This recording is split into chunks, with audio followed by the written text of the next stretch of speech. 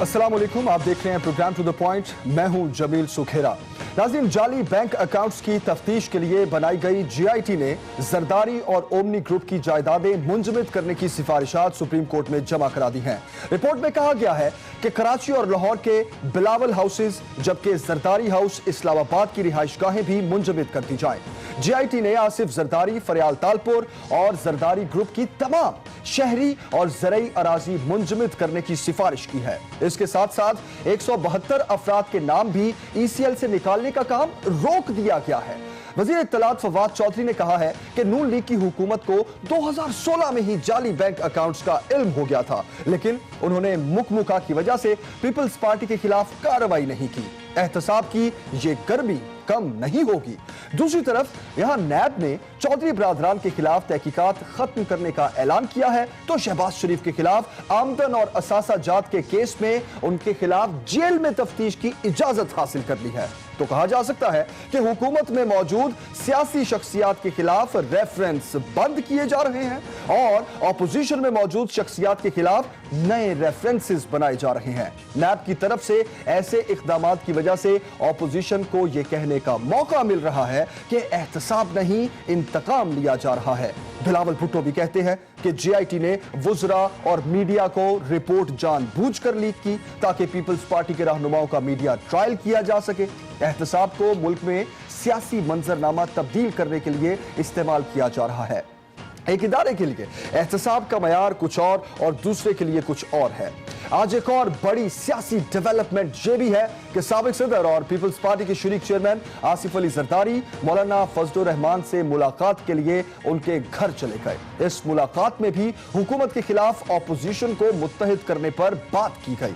Opposition और हुकूमत के इत्तेहाद के इम्कानात के साथ साथ बात करेंगे कि क्या वाकई नैब बिला तफरीक एहतसाब करने में नाकाम है और क्या वाकई नून लीग और पीपल्स पार्टी के दरमियान कोई मुकमुका हो गया था। आज के शो में इसी पर बात करेंगे। मेहमानों का तारुफ आपसे करवा देता हूं। मुस्लिम लीग नून के सीनियर रहनुमा मलिक अहमद खान साहब हमारे साथ हैं। पाकिस्तान तहरीक इंसाफ से हमारे साथ हैं कराची से मोहतरमा नुसरत वाहिद साहिबा और पाकिस्तान पीपल्स पार्टी से जनाब नादिर कबूल साहब भी कराची से हमारे साथ हैं। आप तीनों मेहमानों का शुक्रिया, thank you for joining us. गुफ्तगू का आगाज करते हैं। मलिक साहब, सबसे पहले मैं आपकी तरफ आऊंगा, लेकिन उससे पहले मैं आपको एक शॉर्ट सुनवाना चाहता हूं जिसमें चौधरी निसार साहब बतौर वजीर दाखिला 2016 में एक प्रेस कॉन्फ्रेंस कर रहे हैं। अयान अली और बिलावल भुट्टो साहब के बारे में वो क्या कह रहे हैं, आइए सुनते हैं। एक खास अकाउंट से एयर टिकट बिलावल भुट्टो के भी उसी अकाउंट से जाते हैं और अयान अली के भी उसी अकाउंट से जाते हैं। इसके पीछे क्या माजरा है? सो ऐसी बहुत सारी चीजें FIA के नोटिस में हैं, बल्कि रिकॉर्ड में हैं। जनाब मलिक साहब, मुकमुका का इल्जाम तो फिर दुरुस्त हुआ ना। एक सिटिंग मिनिस्टर उस वक्त के बता रहे हैं, 2016 की ये प्रेस कॉन्फ्रेंस है, कि एक ही अकाउंट से टिकट जाता है, तो क्या समझा जाए, ये इल्जाम फिर दुरुस्त हुआ? शुक्रिया। देखिए, मेरा इसमें बड़ा क्लियर मौक़िफ़ है जो हम इसको बार बार कह चुके हैं। ये कोई इतनी मुश्किल बात नहीं थी कि जिसकी समझ नहीं आई और फिर उसको इस तरह का मायने दिया गया कि मुकमुका और ये वो। देखिए, खुदकार सिस्टम है जो स्टेट बैंक का कोई जो सस्पिशियस ट्रांजैक्शंस है उनको देखता है, और अगर वो ट्रांजैक्शंस कोई ऐसी हों जिनकी बुनियाद पर FIA और स्टेट बैंक की वो जो रेगुलेटरी लॉज हैं उनके मुताबिक वो एक्ट करे और उसी की बुनियाद पर GIT आगे इन्वेस्टिगेट कर रही है, तो उसमें किसी गवर्नमेंट का कहना या ना कहना तो एक दूसरी बात रह जाती है। फिर इंटीरियर मिनिस्टर, क्योंकि ऑब्वियसली वो FIA को देखते हैं, तो उस वक्त के इंटीरियर मिनिस्टर ने अगर ये स्टेटमेंट दे दी जब अयान अली का केस जो है वो उनको पकड़ा गया था और उनके इन्वेस्टिगेशन हो रही थी, उसमें कुछ ऐसी चीज़ें ट्रांसपायर की होंगी, तो इंटीरियर मिनिस्टर ने अपनी ऑफिशियल ड्यूटी परफॉर्म की होगी। लेकिन यहाँ पर यह तासुर देखें, तहरीक इंसाफ का मामला क्या है। एक तरफ तो तहरीक इंसाफ ये कहती है कि हम ये एहतसाब हर सूरत करेंगे, और फिर पॉलिटिकल अपनी माइलेज के लिए इन्हीं केसेस के मुतल्लिक कहती है कि ये केसेस हमने नहीं बनाए, यानी ये कोई बहुत ही बुरी बात है, कोई मॉरल अथॉरिटी वाली बात ही नहीं है। अगर ये केसेस दुरुस्त हैं तो इनकी ओनरशिप लें, खड़े हो उनके पीछे और बताएं कि जी हमने ये किया है। एक तरफ ये कहना कि हमारी तरफ उंगली पॉइंट ना हो, और फिर दूसरी तरफ सिर्फ अपना उन पॉलिटिकल पर्सनैलिटीज़ के खिलाफ ایک میڈیا کیمپین چلائی رکھنا, کریکٹر اسیسینیشن کرتے رہنا, اور حکومت کی جو زبوں حالی ہے اس کا اندازہ آپ ایسے کر سکتے ہیں کہ یہ کوئی جو کیبنٹ ہوتی ہے یہ جے آئی ٹی کی پابند تھوڑی بیٹھی ہوتی ہے کہ اگر انہوں نے لکھ کے بھیج دیا تو آٹومیٹک مینر میں وہ تمام چیزیں جو جے آئی ٹی نے لکھ کے بھیجا اس پہ کیبنٹ جو ہے اپنا مائنڈ بھی اپلائی نہیں کرے گی, ان فیکٹس کو بھی نہیں دیکھے گی, اور جو جے آئی ٹی نے لکھ کے بھیجا اسی پر سپریم کورٹ نے ایک آبزرویشن دی. میں کیس کے فیکٹس کے متعلق کیونکہ میٹر سب جوڈس ہے, سپریم کورٹ کہہ چکی ہے, جے آئی ٹی کی انویسٹیگیشن ہے, اور یہ رائٹ ہے آصف علی زرداری صاحب کا, ان کی فیملی کا اور ان کی پارٹی کا کہ وہ کورٹ میں جا کے اپنے اس مدعے کو ڈیفینڈ کریں گے, تو ان کو وہیں جا کر کرنا چاہیے. لیکن میرا صرف اتنا موقف تھا کہ یہ تحریک انصاف کے لوگ جو ہیں یہ بالکل مورل اتھارٹی سے آ رہی ہیں. اگر یہ سمجھتے ہیں کہ آصف علی زرداری صاحب نے کرپشن کی ہے تو اس کی اونرشپ لیں, پھر کیوں بھاگتے ہیں, پھر کیوں یہ بار بار کہتے ہیں کہ مقدمے ہم نے نہیں بنائے. ٹھیک ہے, quite strange.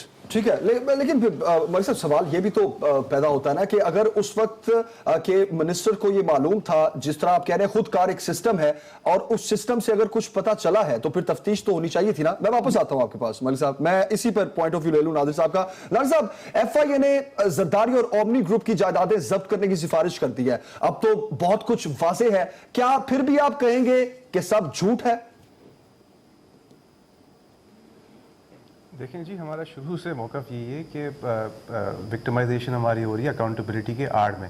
سب سے بڑا جو ہمارا ایشو تھا, ہم نے شروع سے اس کو کافی پبلکلی اس کو وائس کیا کہ جو ڈی جی ایف آئی ہے وہ شروع سے ہی اینٹائی پیپلز پارٹی ہیں, ان کے سگے بھائی پاکستان پیپلز پارٹی کے خلاف الیکشن لڑے ہیں, تو ظاہر سی بات ہے کانفلکٹ آف انٹرسٹ تو وہاں پہ ہے.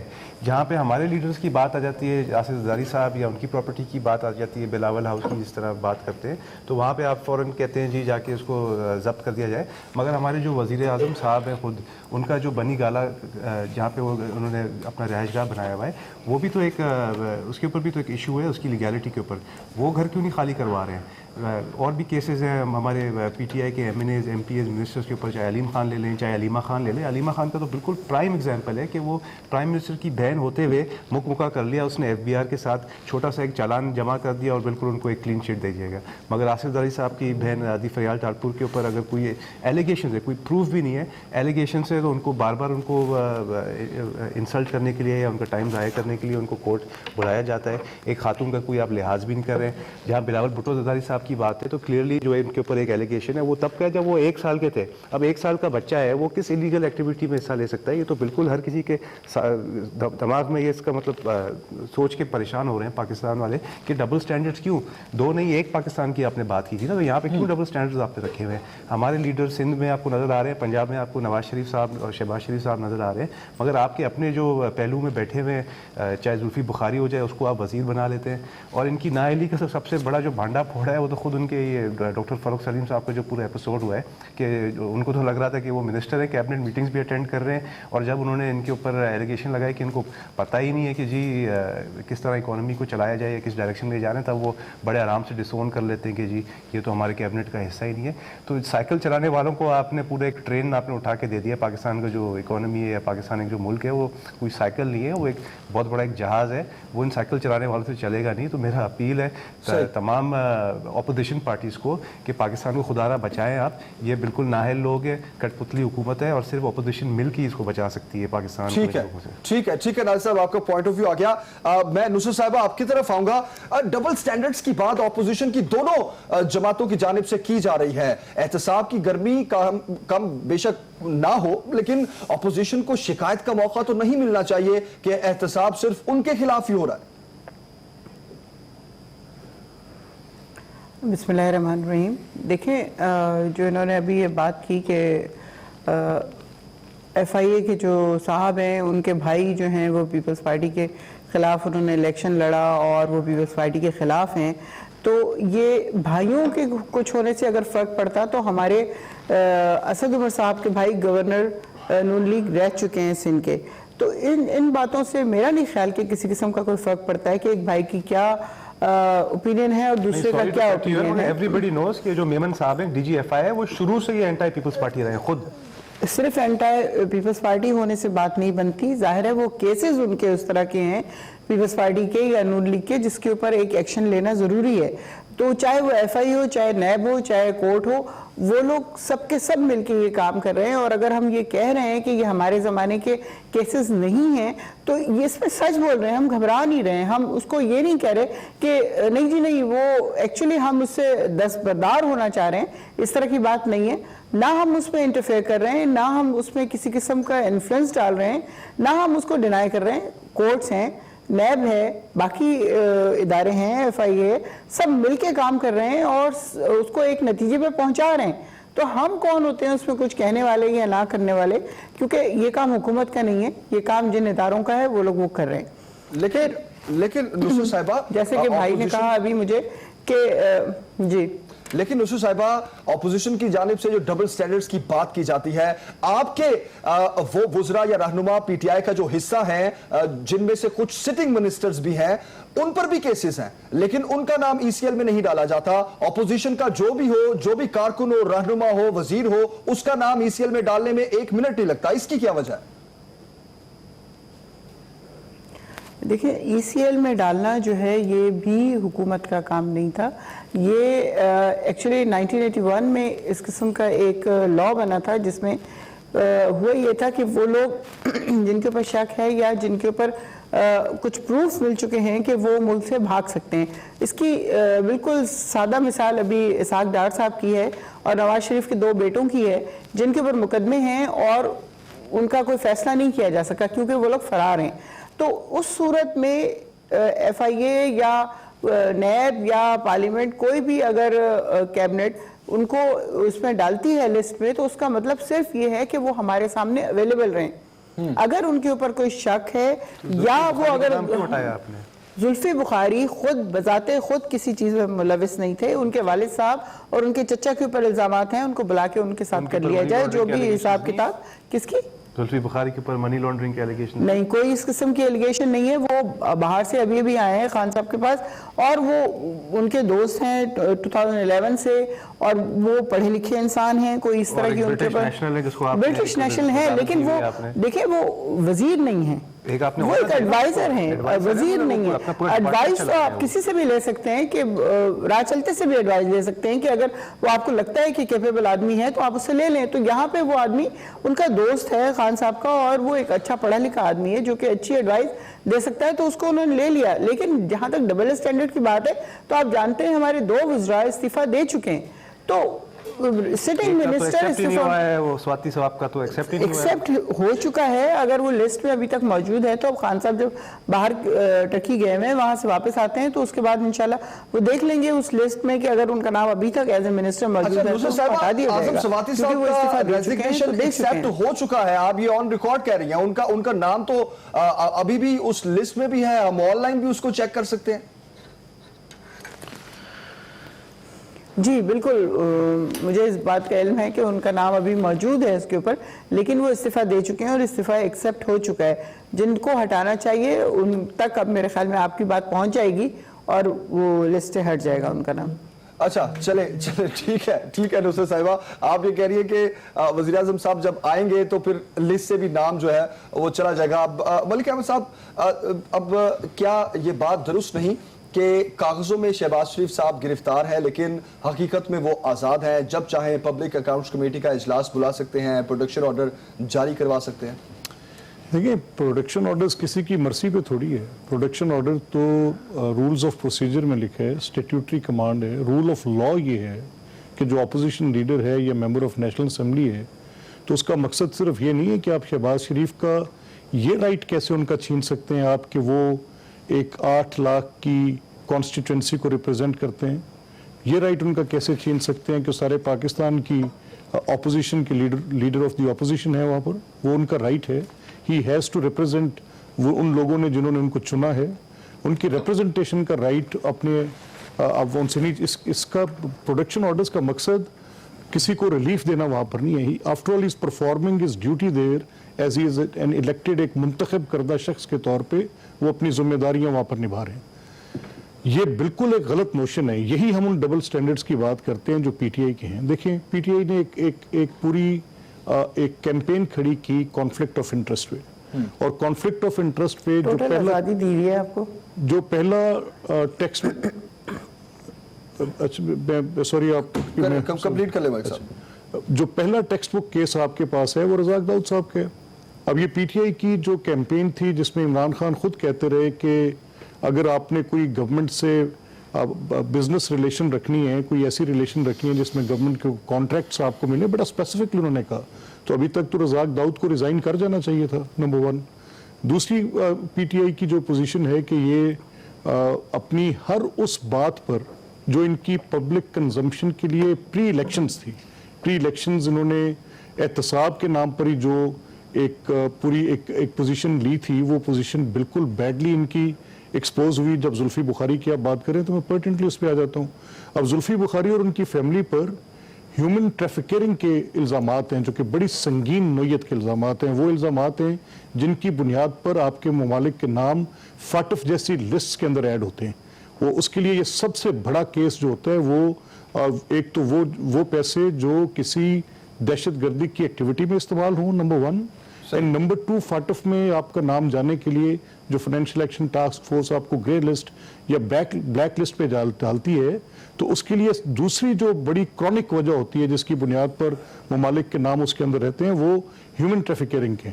अब जुल्फी बुखारी और उनकी फैमिली के ऊपर एलिगेशन ये है कि ये ह्यूमन ट्रैफिकिंग के अंदर मुलव्वस रहे हैं। ये इतनी संगीन नोयत का इल्ज़ाम है जिसके बाद किसी का इमरान खान का इतना क्लोज एड रहना इटसेल्फ उनकी क्रेडिबिलिटी के ऊपर एक बड़ी छाप लगाती है।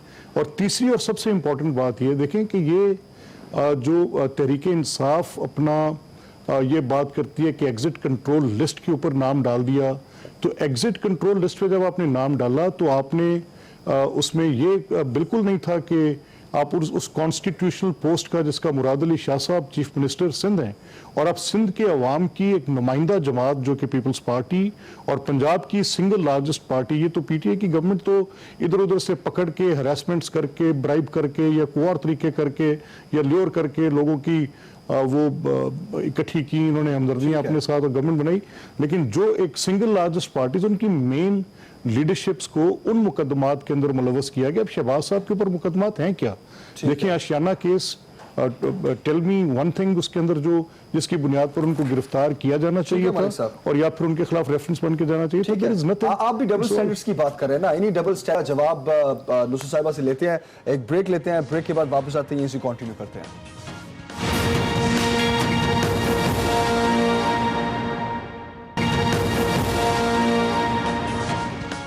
वेलकम बैक नाज़रीन। नाज़रीन कबूल साहब, वज़ीर-ए-आला सिंध ये क्यों बार बार कह रहे हैं कि वफाक सिंध के काम में मुदाखलत कर रहा है? वफाक तो पहले भी नवाज दौर में भी सिंध की मदद करता रहा है। क्या महज जो केसेस बने हैं, जो कुछ अफराद के नाम ईसीएल पर डले हैं, सिर्फ इस बात पर अब पीपल्स पार्टी ये कहना शुरू हो गई है, वज़ीर-ए-आला सिंध ये कहते हैं कि हमें काम नहीं करने दिया जा रहा सिंध में?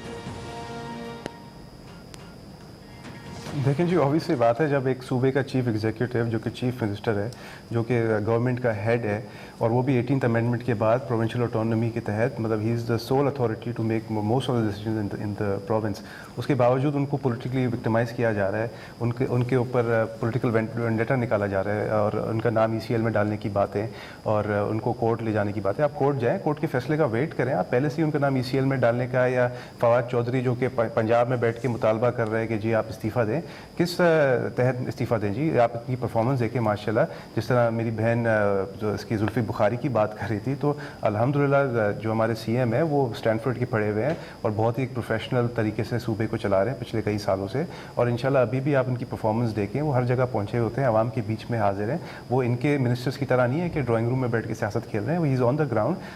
न्यू ईयर्स के डे पे भी वो जिस तरह आवाम पे निकले हुए थे, तो सोशल मीडिया में ये देखा गया है। तो किस तहत आप उसको कह रहे हैं कि भाई आप इस्तीफ़ा दें? तो मुदाखलत कर रहे हैं ये लोग, वन पार्टी सिस्टम चाह रहे हैं। इनसे असल में इनके गले में कांटे की तरह फंस गया है कि भाई एक सिंध सूबा सिर्फ रह गया पूरे पाकिस्तान में, जो कि इनके हाथ नहीं पड़ा, और ये पूरी तरह से कोशिश कर रहे हैं पॉलिटिकल इंजीनियरिंग के तहत कि किसी न किसी तरह सिंध को भी ये लोग हासिल कर लें, जो कि कभी होगा नहीं। इनको मैं याद कराना चाहता हूँ कि 99 मेंबर्स हैं हमारे पास, and the numbers they need to get rid of the Sindh government is much higher than the numbers we need in the federation. Federation में हमें सिर्फ मुश्किल से कोई 17 या 18 हमारे को फेमिनिस्ट की ज़रूरत है और हम इनकी गवर्नमेंट गिरा सकते हैं। ये तो हम लोग सिर्फ और सिर्फ डेमोक्रेसी को बचाने के लिए हम इस तरह का मूव अभी फ़िलहाल नहीं ले रहे, पर अगर हम फ्यूचर में देखेंगे कि इनसे मुल्क जिस तरह से ये लोग फ़िलहाल चलाने की कोशिश कर रहे हैं और बहुत गंदी तरह से नाकाम हो रहे हैं और मुल्क की इकोनॉमी का जो हाल इन्होंने किया हुआ है, अगर ये फ्यूचर में भी इस तरह रहा तो हमारे पास कोई और ऑप्शन नहीं रहेगा।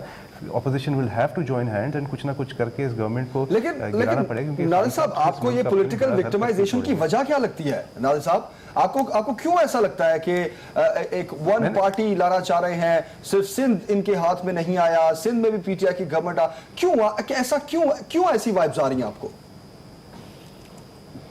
देखें जी, हमारे लीडरान का नाम आप ये लिस्ट देखें जो ECL में ये लोग प्रपोज किया इन्होंने नाम डालने का, इसमें ज़्यादातर सिंध से ही है। हमारे पार्टी का चेयरमैन, को चेयरमैन, उनकी बहन, हमारे मिनिस्टर्स, हमारे CM, मतलब दुनिया में ऐसा कहाँ होता है कि विदाउट एनी प्रूफ आप पहले से ही उनका नाम ECL में डाल रहे हैं। ये तो क्लियरली पॉलिटिकल विक्टिमाइजेशन है ना।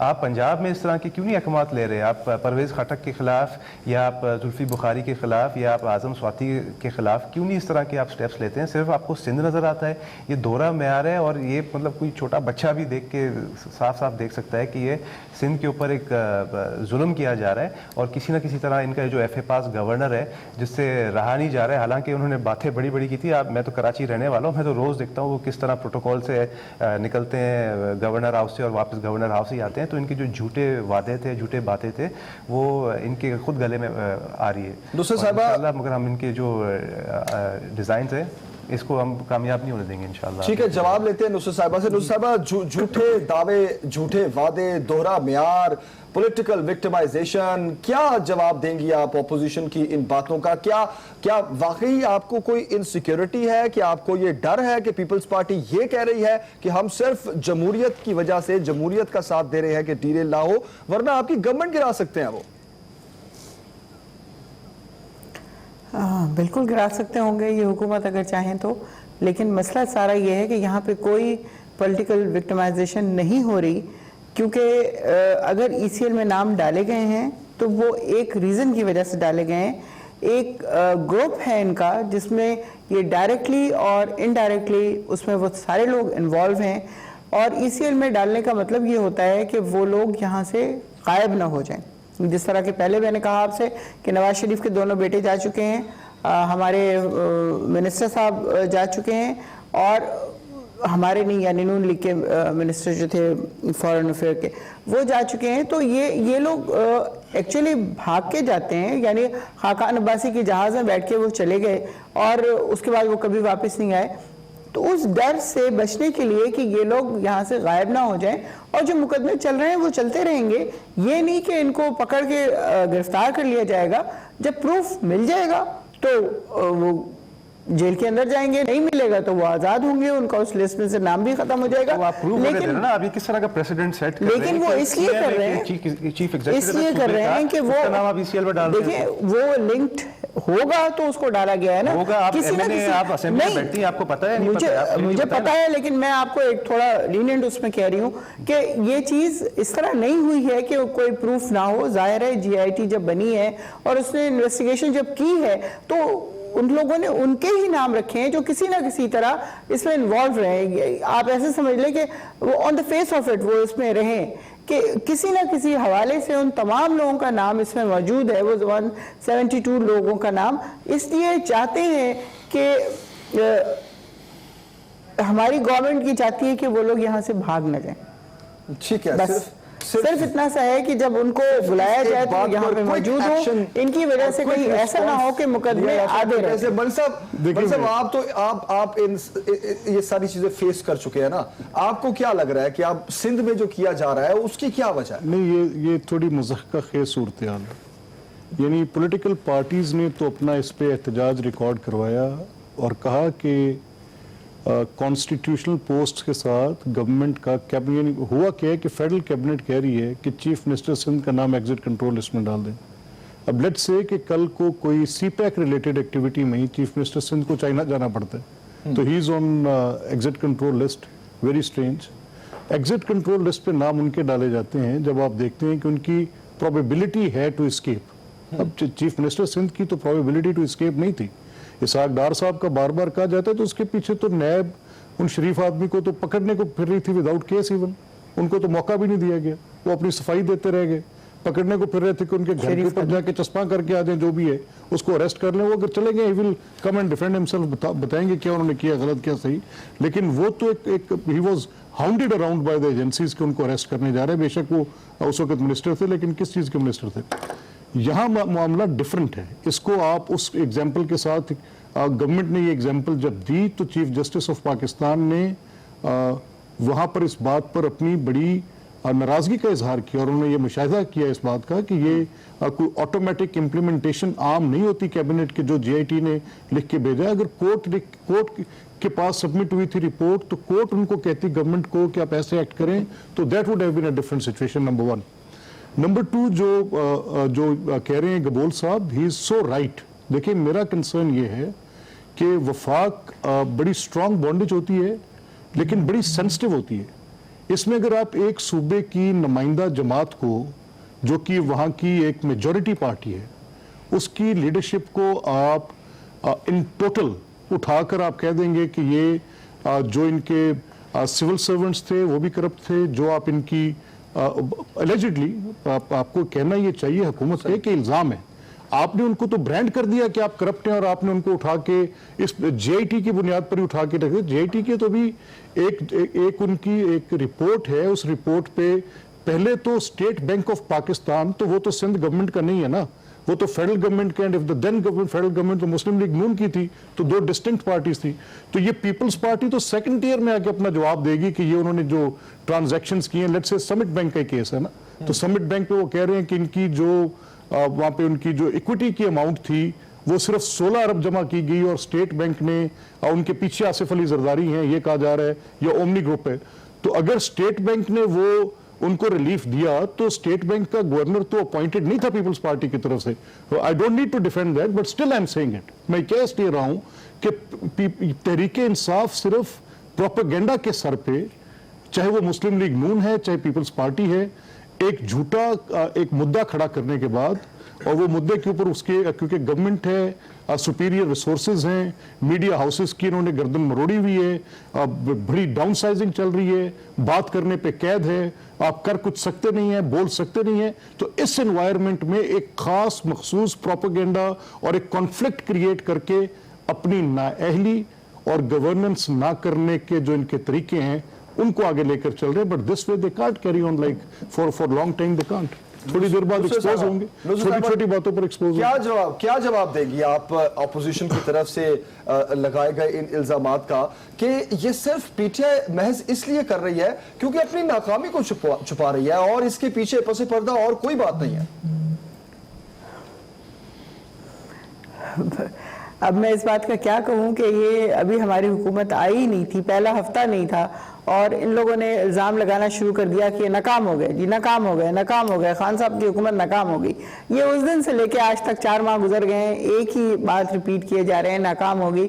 हालांकि अंधे को भी नजर आ रहा है कि पाकिस्तान अब स्टेबल होने जा रहा है। पाकिस्तान उस जगह पे, हाँ बिल्कुल हंस लें आप, कुछ दिनों बाद पूछेंगे आपसे। तो पाकिस्तान इस वक्त एक ऐसी कंडीशन में जा रहा है जिसमें आस्ता आस्ता वो स्टेबल हो जाएगा, अपने पाँव पे खड़ा हो जाएगा, उसको दूसरों से कर्ज की जरूरत नहीं पड़ेगी। और आप ये देखें कि इतने बुरे हालात के बावजूद अभी तक हम IMF के पास नहीं गए, अभी तक खान साहब रिलाय कर रहे हैं कि दोस्त ममालिक के पास जाएं, उनसे किसी ना किसी तरह इतने पैसे ले लें कि हमारा मुल्क एक दफा खड़ा हो जाए। तो इल्जाम की बात है, इल्जाम को तो कोई कुछ नहीं कहा जा सकता। सवाल पूछे जा रहे हैं, ब्रेक लेते हैं, ब्रेक के बाद वापस आते हैं, यहीं से कंटिन्यू करेंगे। एक और मामला है फारूक सलीम साहब का, उस पर पीटीआई का क्या टेक है, एक ब्रेक के बाद वापस आते हैं।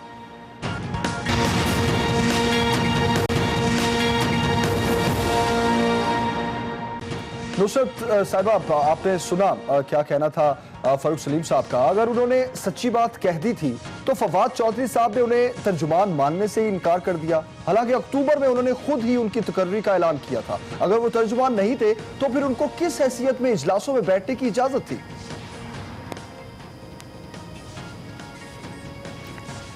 देखें, ये बहुत ही कॉम्प्लिकेटेड चीज़ हो गई है, क्योंकि अगर वो हमारे तर्जुमान थे तो उनको पार्टी के खिलाफ तो बात नहीं करनी चाहिए थी मीडिया पे आके, कि अगर उनको कोई चीज़ समझ आ रही थी कि ये चीज़ गलत हो रही है पार्टी में, या جو حکمت عملی ہے وہ ٹھیک نہیں ہے.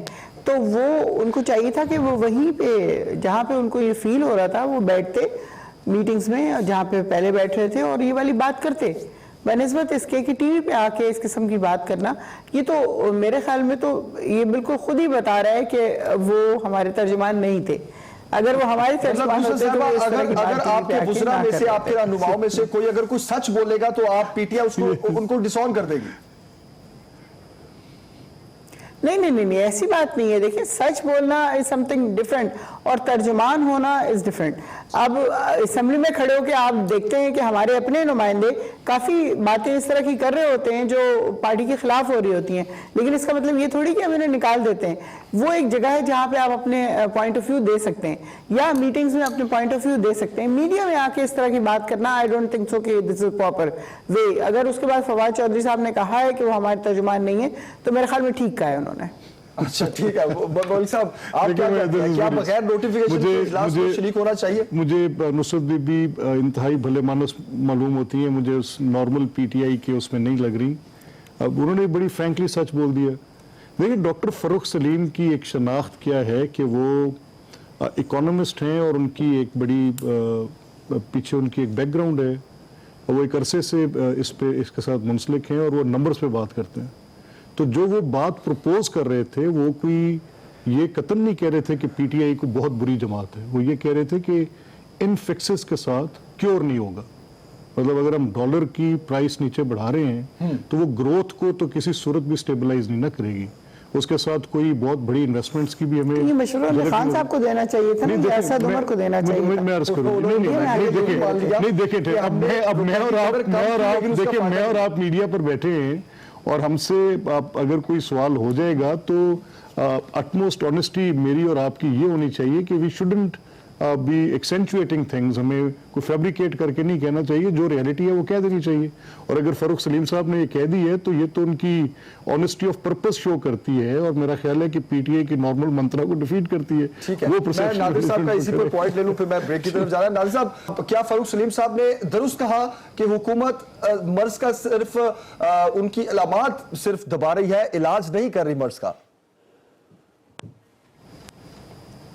دیکھیں جی, مجھے ہنسی آ رہی ہوتی ہے اگر یہ اتنا سیریس میٹر نہیں ہوتا, جس وجہ سے مجھے رونا آ رہا ہے, کیونکہ ہماری جو اکانومی ہے وہ بالکل انتہائی ایک کرٹیکل فیز سے گزر رہی ہے. مطلب اسحاق ڈار صاحب سے بھی بڑھ کر انہوں نے اکانومی کو خراب کر دیا ہے. جو ہمارے امپورٹرز ہیں, بزنس مین جو ہیں, وہ پریشان ہے کہ جی ہماری فیکٹریز میں جو ہم را مٹیریلز امپورٹ کرتے تھے اس کے کاسٹ اتنی اوپر چلے گئی ہے کہ ہماری پروڈکشن کاسٹ اتنی ہائی ہو گئی ہے. وہ پریشان ہے, وہ ہمارے چھوٹے موٹے جو ٹھیک ہے, آپ یہ کہہ رہے ہیں وہ پریشان ہے اور اپوزیشن کو رونا آ رہا ہے. ایک بریک لیتے ہیں, بریک کے بعد واپس آتے ہیں.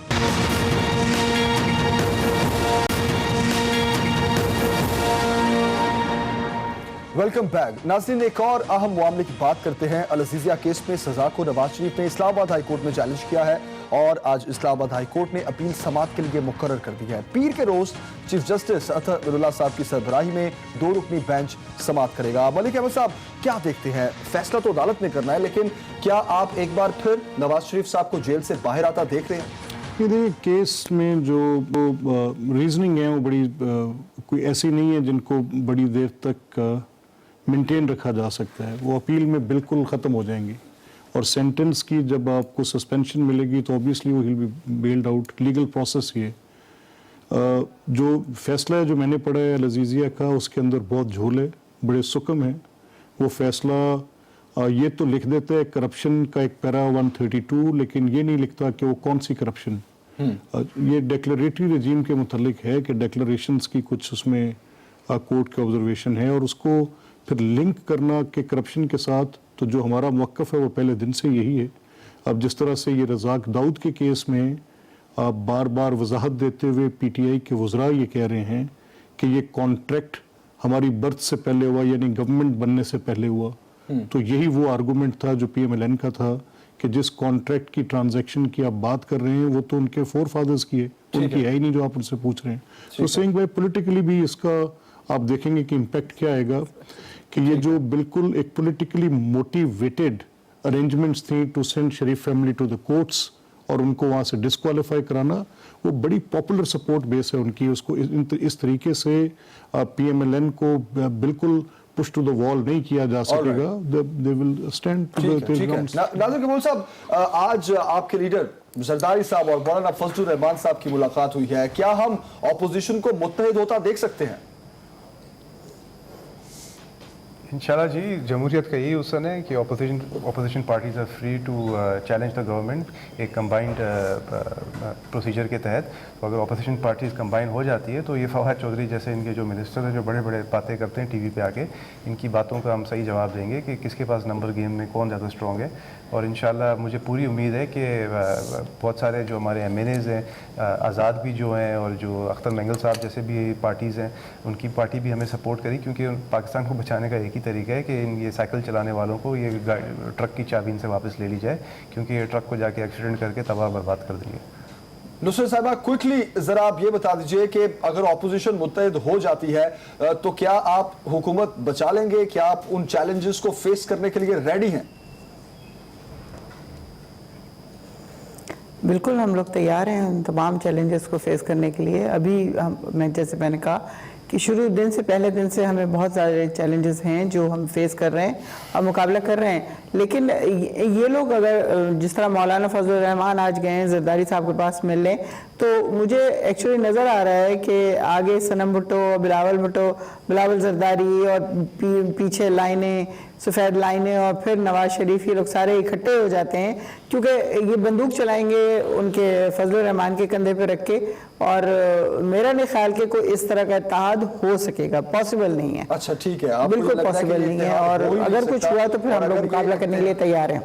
ठीक है नुसरत साहब, आप ये कह रही हैं कि आपको PTI को ये इत्तेहाद होता नजर ही नहीं आ रहा। मैं एक बात कहूँ आपकी तरफ से, अगर हमें PTI को एक्सपोज करने का मुद्दा ना हो कि जो इन्होंने कहा है ये कर नहीं सकते, जो कहा है वो झूठ का है, और जो कहा है वो बहुत बुलंद बांग का है, जो कहा है उसकी ना इनके पास नीयत है और ना इरादा है और ना अहलियत है। सिर्फ इनको एक्सपोज करने के लिए टाइम दे रहे हैं, नहीं तो बड़े बोल से अल्लाह माफी दे। ठीक है, आप तीनों मेहमानों को प्रोग्राम का वक्त मुक गया, इजाजत दीजिए, अल्लाह हाफ़िज़।